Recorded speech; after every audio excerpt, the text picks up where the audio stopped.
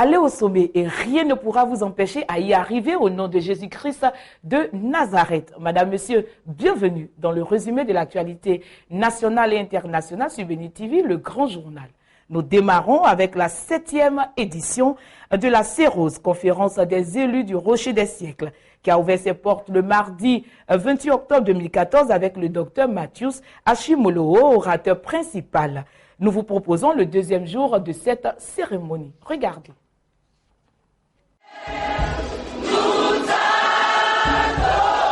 Au soir du deuxième jour de la 7e édition de la conférence des élus du Rocher des siècles, CEROS, même décor, même ambiance, fidèles, curieux, ministres de Dieu, autorités politiques, une fois de plus manifesté leur ardent désir de ce programme de la Mérose, la 7e édition de la CEROS.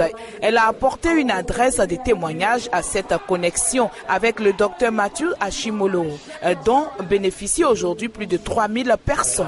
Aujourd'hui, today, par la grâce de Dieu, by the grace of God, avec le privilège de sa présence, with the privilege of His presence, nous voulons démontrer à l'homme de Dieu, we want to demonstrate to the man of God, de la force de la prophétie qu'il a libérée, of the first fruit of the prophecy He gave to me. Cette structure de femmes leaders, this structure of women, cette association de femmes leaders, this association of women that are leaders, pasteurs et épouses de pasteurs, pastors and pastors' wives, dirigeants d'ONG chrétiens, leaders of NGOs, Christian NGOs, compte plus de 300 membres femmes leaders. Et cette structure est en train de connaître le jour dans la francophonie. De demander aux quelques femmes qui ont pu se mobiliser. Il existe 4 cornes démoniaques qui empêchent l'enfant de Dieu, le ministre de l'Éternel, de rentrer dans sa destinée, à savoir la corne de l'imitation dans le livre de Zacharie chapitre 1 verset 17 à 21, par les obstacles, 1 Thessaloniciens chapitre 2 verset 18, ensuite la corne de celui qui dévore, qui tue les autres, et enfin le manque financier. Voici les 4 cornes qui ont constitué le prêche de l'orateur principal de Mathius Ashimolowo. Every time God gives you a prophetic word, chaque fois que Dieu vous donne une parole prophétique, there is likely to be a demonic reaction. Il y aura forcément une réaction démoniaque. But you've got to make up your mind. Mais vous devez décider that the devil cannot stop you. Que le diable est incapable de vous arrêter. So as soon as the word went forward, donc dès que la parole est sortie, that Zion will prosper. Qui disait que Sion prospérerait. As soon as the word went forward, dès que la parole a procédé, that the people of God will prosper. Pour dire que le peuple de Dieu prospérerait. They will expand. Qu'il s'étendrait. They will change their boundaries. Qu'ils changeraient leurs limites. 4 demonic horns rose. 4 cornes démoniaques se sont levées. To try to stop it. Pour essayer de les arrêter. When you look into the countries of Africa. Quand vous regardez les pays d'Afrique. When you look into Ivory Coast, quand vous regardez la Côte d'Ivoire, you can observe 4 horns that are trying to stop the people of God. Vous pouvez observer 4 cornes qui essaient d'arrêter le peuple de Dieu. And tonight I will not be preaching, I will just be taking authority over those horns. Et ce soir je ne viens pas prêcher, je vais prendre autorité sur ces cornes. I'm commanding those horns to stop. I came tonight to let you know. Je suis venu ce soir pour vous dire God has ordained you for elevation. Que Dieu vous a ordonné pour l'élévation. Un message profond qui fait tomber les écailles des yeux et change la mentalité. Et des hommes et femmes d'action ont répondu favorablement à l'appel d'offrande de foi et de détermination pour aller encore plus loin avec le Christ. À ce deuxième jour, le groupe musical de la Mérose, Josué et Caleb, a visité encore son répertoire musical, une autre dimension, une autre extension. Shalom.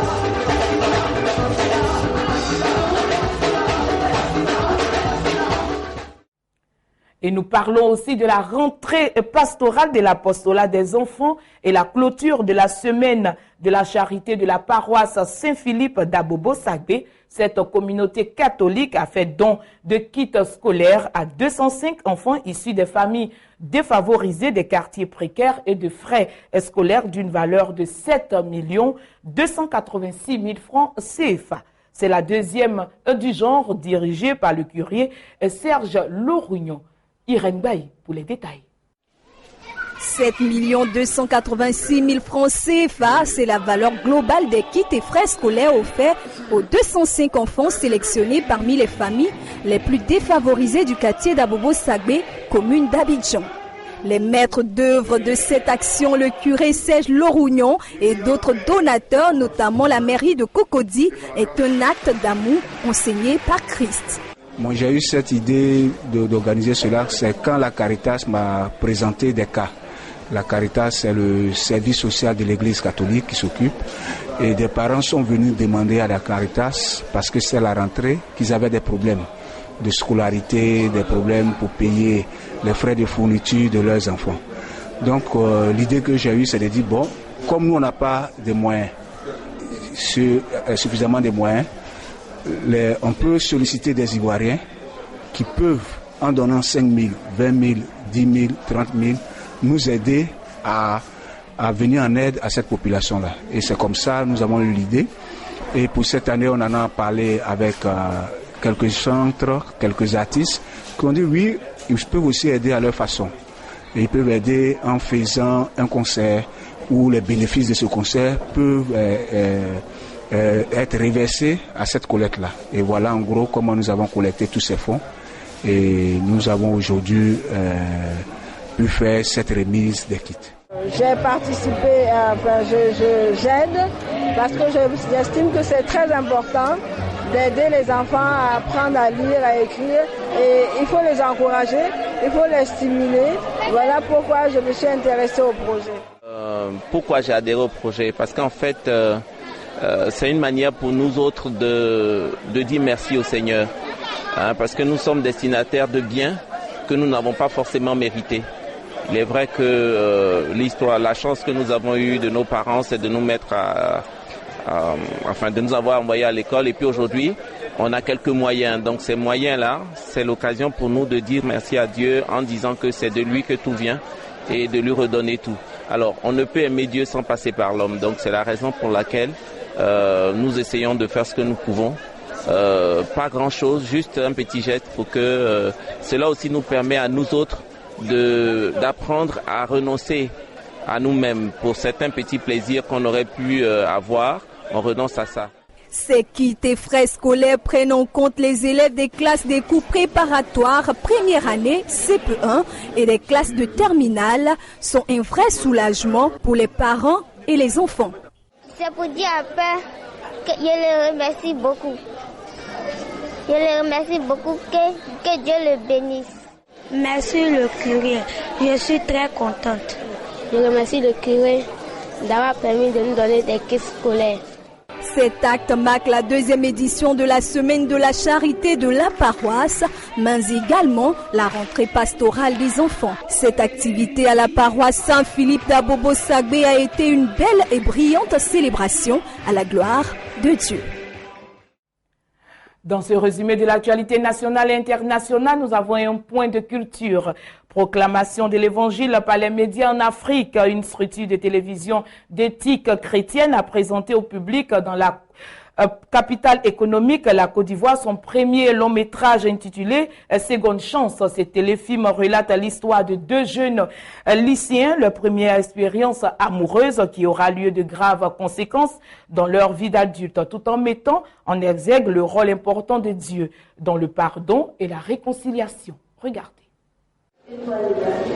Comment pardonner lorsque l'on a été terriblement blessé? C'est la trame autour de laquelle s'est construit le tout premier long métrage de la PEMA ACT, Proclamation de l'évangile par les médias en Afrique, structure de télévision d'éthique chrétienne. Seconde Chance est un long métrage de 2h15 qui relate la vie de deux jeunes lycéens, Samira Kofi et Serge Apia. Une première expérience amoureuse qui laisse des conséquences profondes 12 ans après. Tu connais mon papa? Pourquoi cette question? Tu sais, maman ne veut pas me parler de mon papa. Quand je lui demande, elle me dit qu'il a voyagé. Il va revenir. Mais il ne revient pas. Il ne cherche pas à me voir, il ne m'appelle pas. Tous mes amis aiment papa et moi j'en ai pas.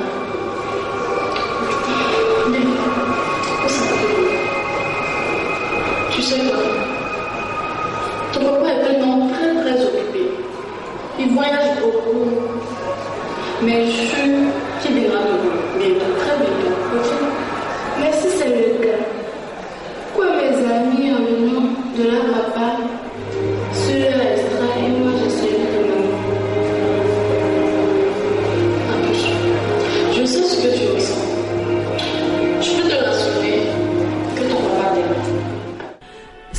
film met en exergue plusieurs thèmes, amour, trahison, pardon, mais surtout le rôle prédominant de Dieu, l'évangile dans le pardon et la réconciliation. Gilbert Okoronkwo, réalisateur du film et directeur général de PEMA ACT, se prononce. La morale est simple, c'est d'étudier les jeunes, comment on peut pardonner, et il y a toujours la deuxième chance. Même si quelqu'un a fait une erreur, il peut facilement pardonner et réconcilier.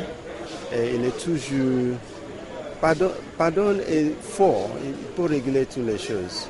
Mais si on ne pardonne pas, on ne peut pas avoir la solution des problèmes de vie. Nous sommes d'abord à organisation chrétienne. On sait que Dieu est la première personne qui nous montrait comment on peut pardonner. Donc c'est à travers le pardon de Dieu à son Fils Jésus-Christ qu'on connaît le pardon. Donc si Dieu nous pardonnait, pourquoi nous on ne peut pas pardonner les autres? Un film qui a été bien accueilli par les spectateurs venus nombreux à cette toute première diffusion. Une seconde chance pour dire que tout le monde a droit à une nouvelle chance, quelle que soit la faute commise, afin de réparer ses erreurs et repartir de nouveau. Et cela avec comme soutien le Seigneur Jésus-Christ de Nazareth. Le reportage est signé Mireille Conan et nous poursuivons cette édition d'information. Ouattara Mohamed Idriss, ministre, organise sa première grande convention nationale des églises ambassade des miracles avec un thème évocateur. Voici, toutes choses sont devenues nouvelles. Elle se tiendra du mardi 5 novembre au dimanche 9 novembre 2014 dans la commune de Cocody. Le bishop Ouattara Mohamed Idriss était sur le plateau du journal télévisé en semaine pour l'annoncer. Un extrait.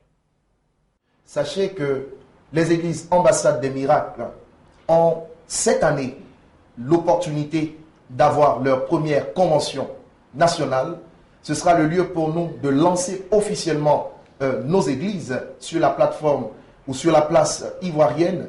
Je voudrais dire pour cela que c'est un rendez-vous divin à ne manquer sous aucun prétexte. Venez prendre le carburant nécessaire pour atteindre la destination que Dieu vous réserve pour les temps à venir. Et le lieu indiqué, c'est à Angré. Venez massivement et vous verrez la gloire de Dieu en action. Nous ouvrons à présent la page de l'international dans cette édition d'information. En Hongrie, le gouvernement retire son projet controversé de taxes d'Internet, une mobilisation de la population qui paye. Regardez. En Hongrie, la mobilisation populaire semble avoir payé. Le gouvernement a décidé d'abandonner son projet de taxe pour les téléchargements sur Internet. Le Premier ministre Viktor Orban l'a annoncé ce vendredi matin. Initialement, il était question de taxer les téléchargements à hauteur de 50 centimes d'euros par gigaoctet. Les députés étaient censés examiner ce projet de loi dans quelques jours. Mais les manifestants s'y sont opposés, voyant dans cette taxe une atteinte à la liberté. Une première grande manifestation a été organisée dimanche dernier. Le gouvernement a alors proposé d'assouplir sa position en plafonnant la taxe, maximum 2 euros par mois. Mais cela n'a pas suffi pour apaiser la contestation.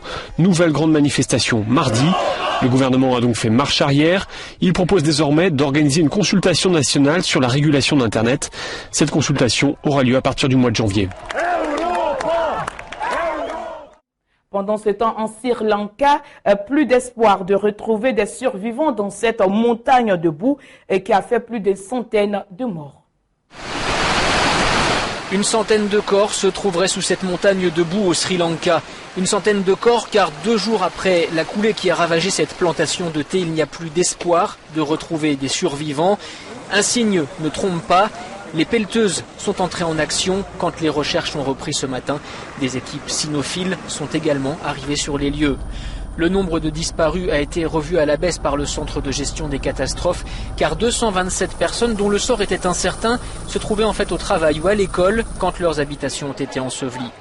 Terrain instable et épisode de mousson constituent un cocktail très dangereux dans cette région de Koslanda, située environ 200 km à l'est de Colombo, la capitale. De nouvelles coulées de boue sont à craindre aussi pour éviter qu'un drame comme mercredi ne se reproduise. 1200 personnes des plantations voisines ont été évacuées.